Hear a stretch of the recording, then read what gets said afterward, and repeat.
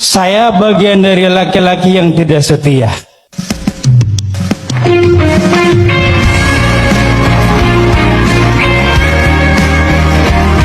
Mungkin Bapak Ibu, khususnya ibu-ibu, akan kecewa melihat saya.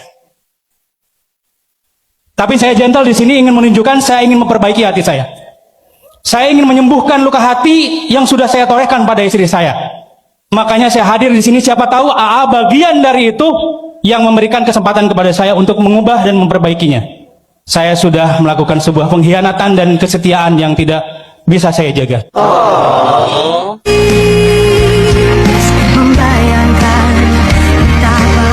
Insya Allah Mami, Papi di sini ingin memperbaikinya, bukan ingin tenar, tapi ingin memperbaikinya. Janji Papi untuk surgamu, sayang. Janji setia menjaga hati.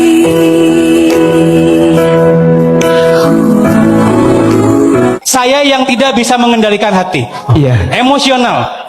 Ya, di saat saya mungkin di sini ingin menunjukkan sesuatu, bentuk rasa perbaikan atau perubahan, tetapi apa yang sudah saya lakukan tetap belum menyembuhkan luka hati istri saya.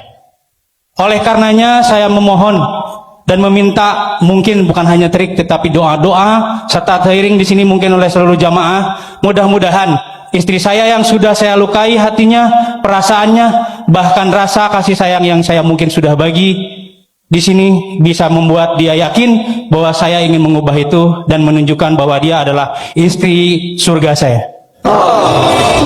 Kau jadi milikku, temani diriku seumur hidupku, dan ku berjanji takkan sakiti kau yang ku cinta sepenuhnya. Ada yang ingin disampaikan Mami mendengar Papi yang sangat luar biasa gitu Mi? Apa ya? Ceritain sama AA, sayang, nggak apa-apa. Jangan malu, ini bukan membuka aib, tapi meyakinkan bahwa kamu ada sama Papi dan Allah bersama kita.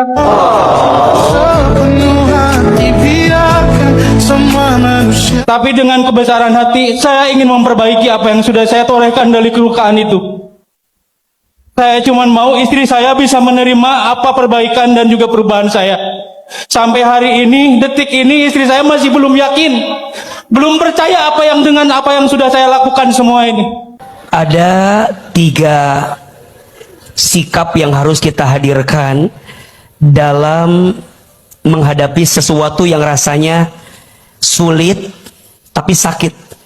Saya merasakan perasaannya Teteh dulu ya. Beliau sebenarnya di hati yang paling dalam pasti ingin memaafkan, tapi mungkin ada rasa sakit yang sangat berat sehingga selalu meminta alasan apa yang bisa menguatkan hatinya untuk bisa memaafkan. Maka pada bab itu AA jangan memaksa hati. Jangan memaksa hati pada hati yang belum sembuh dan pulih dengan semua keadaan hatinya. Jangan memaksa itu untuk terus ada. Karena yang ada bukan makin ingin memaafkan, tapi malah makin ingin melepaskan. Ada istilah, jangan menggenggam pasir terlalu kencang, terlalu erat. Karena yang ada engkau akan kehilangan pasirnya, dan engkau tidak akan mendapatkan pasir itu.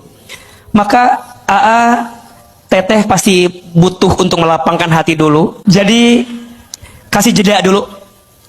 AA, biarin Teteh dulu untuk namanya nerima. Saya terima suami saya berkhianat kemarin. Saya terima suami saya memang agak sedikit ya salah, terima dulu. Karena kalau Tetehnya belum nerima, AA bersikeras untuk minta maaf, agak susah. Maaf itu akan keluar dari lisannya Teteh. Maka biarin dulu Tetehnya untuk nerima apa yang terjadi kemarin sampai beliau memahami bahwa yang terjadi itu semua atas izin Allah. Jelas? Maka Teteh belajar nerima apa yang suami kemarin lakukan. Itu salah, iya. Tapi AA minta benci kesalahannya, jangan benci orangnya. Benci maksiatnya, jangan benci orangnya. Makin besar rasa maaf Teteh kepada suami, maka percayalah makin besar pahala yang Allah siapkan untuk Teteh di waktu yang akan datang. Maka yang kedua, AA sudah bantu kuatkan Mami, Papi buktikan. Akang perbaiki hidupnya, sholatnya dijaga, tahajud, bangun subuh, ke masjid, perbaiki hidupmu, hubunganmu dengan Allah, agar Allah perbaiki hubunganmu dengan manusia. Jangan terlalu sibuk meyakinkan teteh, capek.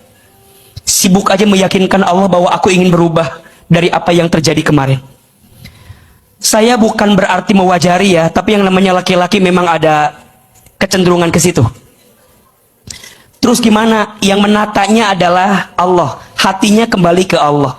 Ayo belajar perbaiki hubungan dengan Allah. Sholat terutama, ketuk pintu langitnya Allah, doa sama Allah, bertobat sama Allah. Biar nanti Allah yang lembutin hati teteh. Cari alasan, kenapa sih saya harus berubah lebih baik? Cari alasan itu. Mau ngejar apa dalam hidup?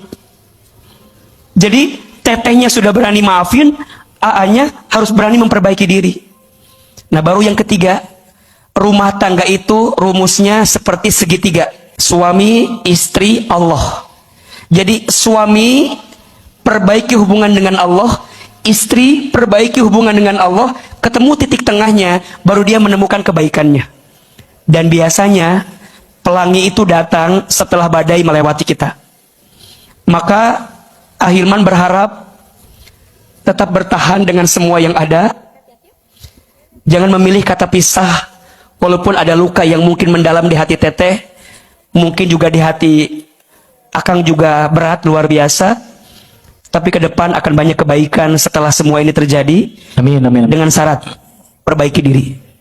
Bertahan terluka itu boleh, tapi tergantung lukanya. Kalau lukanya bisa disembuhkan, bertahan. Tapi kalau lukanya susah disembuhkan dan sulit disembuhkan, rasanya amputasi adalah jalan terbaik untuk segera dihadirkan. Semua dikembalikan kepada masing-masing. Belajarlah memaafkan walaupun berat memang, tapi yakinlah ada kebaikan setelah memaafkan ini. Ingat masa-masa kalian bersama. Teteh ingat kebaikan suami. Memang suami kita ada salahnya, iya, tapi pasti juga ada kebaikannya. Luar biasa, beruntung punya istri seperti beliau. Kita nggak butuh cuman kata-kata di sini saja, tapi kita butuh setelah ini ada perbaikan dari kalian berdua, agar Allah saling menyatukan kalian dalam cinta dan kasih sayang yang terbaik. Mudah-mudahan itu nasihat sedikit dari AA, semoga bisa melembutkan hati kalian.